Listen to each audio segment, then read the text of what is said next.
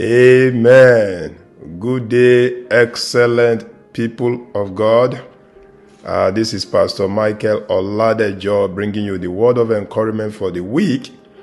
And we continue with the secrets of long life. So this is part 3 of the secrets of long life. We had, laid foundation 2 weeks ago that the first secret is, of course, that you establish a relationship with the one who died prematurely for us, who died a shameful death, Jesus Christ of Nazareth, And then we said last week that the second thing is that you live your life in obedience to the manual of life, so that you don't abuse your life, you don't misuse it, or, you don't use it improperly.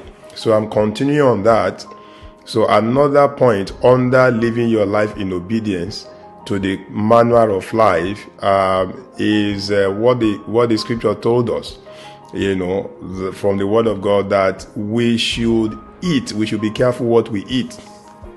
As children of God, we are instructed to be selective in what we eat. You cannot eat anything. You can't eat garbage, When you read Genesis chapter 9 verse 3, you read 1 Corinthians chapter 10 verse 31, you read Proverbs chapter 25 verse 27, and many other scriptures gives us clear advice, instructions on eating healthy.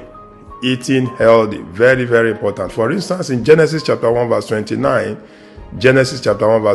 the Bible says, "And God said, Behold, I have given you every herb-bearing seed, which is upon the face of all the earth, and every tree in the which is the fruit of a tree yielding seed. To you it shall be for meat." So you can see here why the dietitians will advise you that eating fruits, vegetables, salads, and other herbs are more healthy than other food that we eat, that are more or less termed to be garbage. Okay. Another instruction from the manner of life talks about giving honor to the right people. If you want to live long on the surface of the earth, you must obey these instructions from the manner of life. In Exodus chapter 20 verse 12, which is also repeated for us in Ephesians chapter 6, verses 1 and 2 thereabout. Okay, it says, "Honor thy father and thy mother, that thy days may be long upon the land which the Lord thy God giveth thee."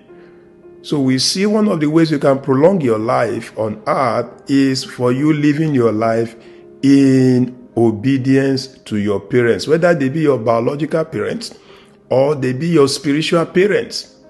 It's a pity that we are living in a generation where priorities have been misplaced.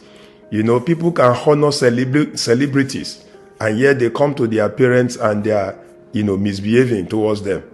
Okay, so another point, quickly, is service to the Lord. So I'm now moving to point number 3. Okay, point number 3 on the things that we need to be doing on the surface of the earth so that our life can be prolonged, so that we can live long on the planet. And the third point is service to the Lord. You see, wise people understand that getting committed and truly serving the Lord, in truth and in spirit, is another key to prolonging your life here on earth. Okay, in Job chapter 36 verse 11, Job chapter 36 verse 11, the Bible says, "If they obey and serve him," talking about the Lord, "they shall spend their days in prosperity and their years in pleasures." Okay, other translations tells us that you live your life, your years in plenty when you obey and serve the Lord. You remember King Hezekiah, when King Hezekiah got the message from the prophet, that he should put his house in order. He was sick, and the sickness was going to be unto death. Okay, in 2 Kings chapter 20, you can read it, 2 Kings chapter 20 verses 1 to 7. The scripture told us that when Hezekiah got that negative news, he took it to the Lord in prayers. He took it to the Lord in prayers. And one of the points he was using to stand before the Lord was his service. When you read 2 Kings chapter 20 verse 3, New Living Translation, 2 Kings chapter 20 verse 3, he said, remember, O Lord, how I have always been faithful to you and have served you single-mindedly, always doing what pleases you. Wow, excellent. So he then broke down and wept bitterly before the Lord. For that reason, God immediately commanded the prophet, even before leaving the court of the king's palace, to go back and tell him that he had extended his days by 15 years.